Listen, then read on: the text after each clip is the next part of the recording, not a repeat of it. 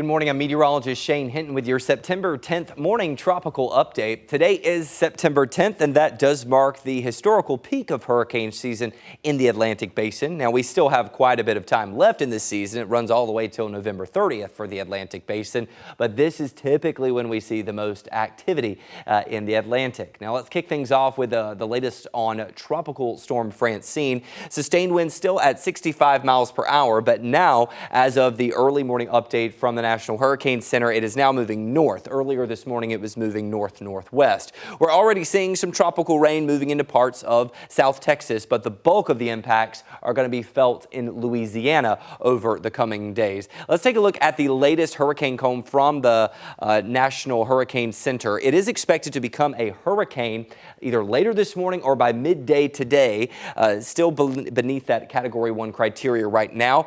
It's expected to continue moving out to the northeast and eventually become a Category 2, possibly before landfall sometime Wednesday afternoon into Wednesday evening, or at least that's what the latest forecast cone is calling for at this point. Something you will also notice if you've been staying on top of the updates is that now the forecast cone no longer includes any part of the state of Texas. However, once again, I know I sound like a broken record here, the forecast cone does not include impacts whenever it comes to forecasting.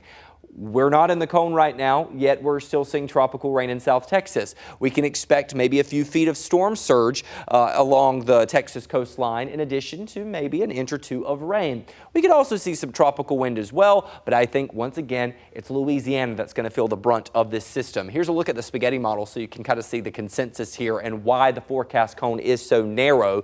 They're pretty much in agreement of a Louisiana landfall. Now, the earliest, or the runs this morning of the forecast models have been trending a little bit further to the east, but it is very common for us to see wobbling within the forecast models. I don't think we're going to see any big drastic shifts over the next couple of hours, but we'll have to see if that trend of an eastward shift continues. Let's take a look at the tropical alerts. Even though we're not in the cone, as you can see these areas shaded in blue, including the Texas coastline, that's a tropical storm watch.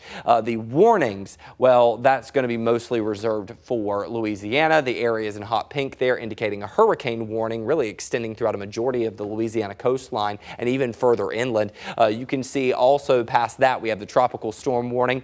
Once Francine makes landfall, it'll kind of de-escalate down to a tropical storm and bring impacts to those folks, and maybe even some tropical storm warning impacts along the Texas coastline in regard to an increased rip current risk and in addition to that storm surge that I was mentioning. Here's a look at one of the high-resolution forecast model runs. You can see that eventually it's expected to get its act more together. Once it has a more sound center structure, that's going to allow for intensification to occur. Keep in mind, there are a lot of ingredients that go into whether or not a system is going to intensify. We're going to be very curious to see if rapid intensification occurs with this system. Now, the National Hurricane Center defines that as any tropical cyclone that increases wind speed by roughly 35 miles per hour within a 24-hour time frame. And that's what we're looking, maybe the possibility of that from Category 1 to Category 2, depending on how strong it gets before it makes landfall. Now, landfall, once again, based off of this high-res model run, is around Wednesday afternoon. This is just after lunchtime on Wednesday, around 1:30. Now, some of the models have trended a little bit slower. A slower trajectory could give it maybe a little bit more time to intensify. In regard to rainfall, like I said, the bulk of it going to be out in Louisiana. We're looking at projections over 8 inches for some spots. Locally in Texas, though, I'm seeing more along the lines of a quarter of an inch to maybe some areas getting closer to that 1.5 to 2 inch threshold, even out there in East Texas or closer to the Houston area. Now, I mentioned it is the peak of hurricane season, and so Francine is not the only area we're monitoring. We have 2 other areas out in the central tropical Atlantic. Let's first start with the one a little bit further to the west.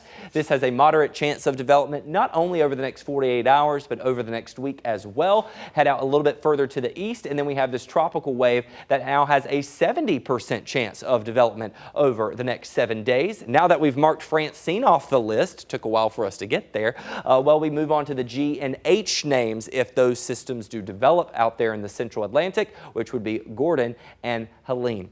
We'll continue to track the tropics for you here in the KVUE Weather Center, and we'll provide updates on air and online.